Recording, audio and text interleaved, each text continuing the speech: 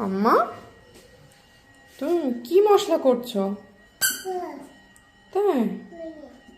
ওহো বাবা, তুমি এই বাটিটা রান্নাঘর থেকে নিয়ে এসেছো?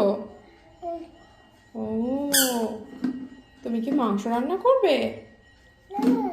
তাহলে মশলা কুটছো কেন?